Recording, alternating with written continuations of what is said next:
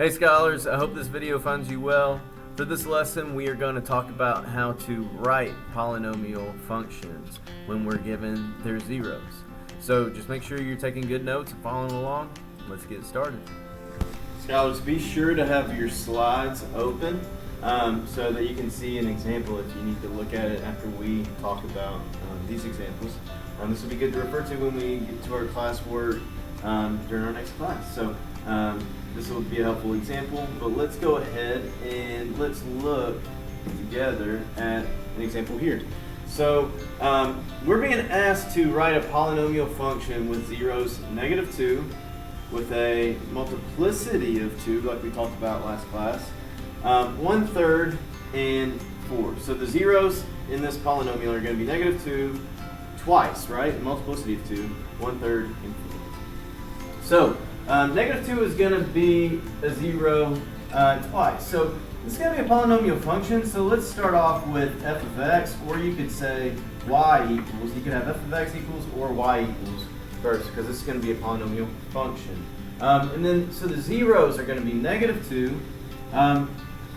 And so if the zeros are -2, then I'm going to take the opposite of that. Remember when we solve for like x plus 2 equals 0, we know that we'll subtract -2, right? And we'll get x equals -2. So a 0 would be -2.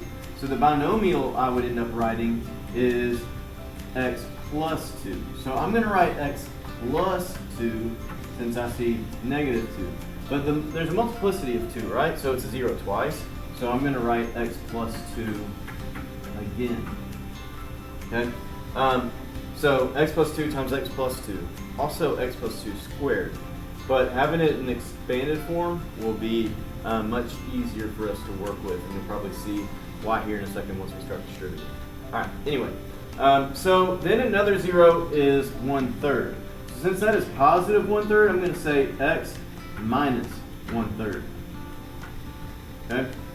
Positive here in the binomial will be negative, x minus 1/3. It'll look opposite in a sense. Okay? So and then we have positive 4. So it's going to be x minus 4.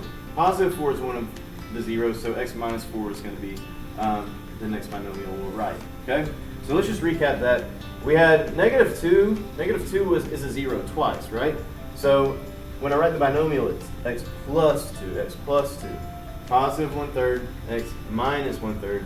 Positive 4, x minus 4. Essentially kind of changing the signs of the zeros we're given here. Alright. Anyway, let's move forward. So something that we notice is that one of our binomials has a fraction. I don't want to keep it as that fraction. Here's what I'm going to do. I'm going to look at the denominator, and I'm going to move that to the front here. It's a little shortcut. What I'm essentially doing is I'm multiplying both x and 1/3, or -1/3. I'm multiplying x and -1/3 by 3. So that's in order to get rid of the denominator. A shortcut though is to just move that denominator to the front. So what's going to happen is that's going to become 3x minus 1. Let me show you again one more time. So it was x minus 1/3, and then I'm moving that denominator to the front, and then I'm going to have 3x minus 1. The numerator is what's going to be left. So I'm going to write that as 3x minus 1.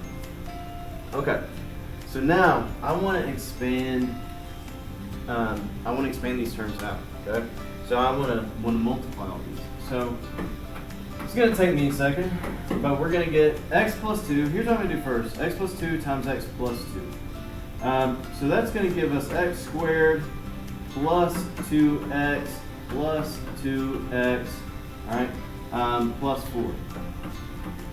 So again, we're just distributing that out. X times x is x squared, 2x times x is 2x, x times 2 is 2x, and then 2 times 2 is 4. Okay?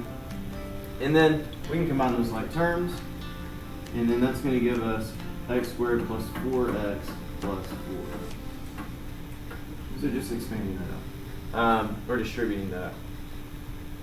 So then I'm going to take these next two, I'm going to say 3x times x, that's 3x squared. And then 3x times negative 4, that's negative 12x. And negative 1 times x, that's negative x. And then negative 1 times negative 4, that's positive 4. All right, and then I see like terms, negative 12x minus x, that's going to be negative 13x. Once I combine those like terms, so plus 4. Okay? All right, and then what we got to do is distribute all these. I know it's going to take a minute here, but let's look at this. So we got f of x. So I'm going to distribute the x squared to all these terms. So x squared times 3x squared is 3x to the 4.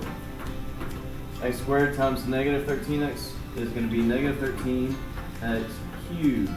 X squared times 4 is going to be positive 4x squared. All right, so I'm done with x squared. Now we're doing 4x. We're going to distribute 4x. 4x times 3x squared, that's going to be 12x cubed. Then 4x times negative 13x is going to be negative 52x squared. And then 4x times 4 is going to be 16x. Okay, now I'm done with 4x. And then I'm going to distribute the 4. So 4 times 3x squared is 12x squared. And then 4 times negative 13x is going to be negative 52x. And then 4 times 4 is 16. Okay? And now we just need to combine our like terms. F of x equals, well, are there any x to the 4th terms here? Are there any like terms with 3x to the 4th? No, so we're just going to write 3x to the 4th. All right, now let's look at our x cubes. Let's combine like terms. We see negative 13x cubed plus 12x cubed. Okay, so what's negative 13x cubed plus 12x cubed? Well, that's going to give us negative 1x cubed, or we can just say negative x cubed. And so, all right, done with the x cubes. If you want, you can cross the terms that we've already looked at out.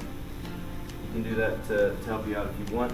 All right, now let's look at our x squared terms. We've got positive 4x squared minus 52x squared, and then plus 12x squared. Okay, so so positive 4x squared minus 52x squared, that's going to be negative 48x squared.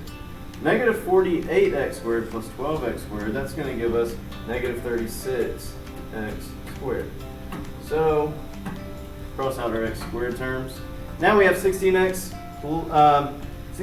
minus 52x. Well, that's going to give us negative 36x. Just negative 36x. And then we're left with 16. No like terms with 16, so plus 16. So all that led us to this final answer. This is a polynomial function with zeros negative 2 with a multiplicity of 2, 1/3, and 4. Now it took a little bit, it might have seemed like a little bit of a doozy, but you can absolutely do that. Now I want to take a second. So this is negative 2 with a multiplicity of 2, that's 2 zeros, right? And then 1/3, and then 4, that's 2 more zeros, right? So this is 4 total zeros. 4 total zeros. Keep that in mind. So look at the degree. The degree of the whole polynomial function was 4, right? So it says a degree of 4. That degree tells you how many zeros that you would have in your function. Okay, that's an important thing to know. All right, so let's do one more example. Follow along with me on this next one. So let's look at this one. We're writing a polynomial function with zeros negative 1, 0 with a multiplicity of 2, 3/4, and 1. Okay? All right, so we know it's a polynomial function. So we've got f of x equals, now let's figure out what the binomials are going to be. Something that stands out to me first is that 0 is one of our zeros. Okay? And it has a multiplicity of 2. Anytime you see 0 as one of your zeros, all you need to do is put x on the outside, okay? And then look at the multiplicity. It has a multiplicity of 2. So 0 is a 0 twice, so we're going to have not just x, but x squared, okay? So when you see 0, put x and then look at the multiplicity for that exponent of x. Alright, so now one of our zeros is also -1, so we're going to write x plus 1. And then we have positive 3/4 as one of our zeros, so we're going to say x minus 3/4. And then positive 1 is one of our zeros, so we're going to say x minus 1. Alright, now remember, how are we going to change this when we see the fraction? Remember, we move that denominator to the front, so we're going to end up having 4x minus 3. The denominator just moves to the front. So I'm going to rewrite that as 4x minus 3. Okay? Make sure you're getting that. We don't want to have fractions in our answers. We don't want to have to deal with fractions. Simple trick, just move that denominator to the front. Something that I notice here is that I see x plus 1 and x minus 1. I want to show you something. Follow along with me. I'm going to rearrange this. I'm going to move 4x minus 3. I'm going to swap it with x minus 1. So I'm going to put x minus 1 here and 4x minus 3 there. Now, I'm going to be able to treat this as a difference of squares. I'm going to keep the x squared here. I'm going to deal with that in a second. But x plus 1 times x minus 1, whenever you see the same thing in the parentheses, but the only difference is the sign. So we got the same thing, except we have a plus here and a minus there. A quick trick is just to multiply the first term, and then multiply the last term. X times x is x squared, and then 1 times -1 is -1. Now the reason for that is because if I distributed that out fully, when I distribute 1 times x, it's going to give me positive x. When I distribute x times -1, that's going to give me negative x. So when I combine those, x plus negative x, they're just going to cancel out. So there's really no point in distributing those. So I can just multiply the first terms and the last terms there. Alright, so then I'm going to write 4x minus 3. And then what I'm going to do, I'm just going to go ahead and distribute these out. I'll keep the x squared on the outside. And then x squared times 4x, that's going to give us 4x cubed. X squared times -3, that's going to give us -3x squared. -1 times 4x, that's going to give us minus 4x. And then -1 times -3, it's going to give us plus 3 there. And then I'm just going to distribute this x squared to all these terms. So the final answer will read as f of x equals 4x to the 5th minus 3x to the 4th minus 4x cubed plus 3x squared. And there's our final answer. Now, how many total zeros did we have? We had 1, which was -1.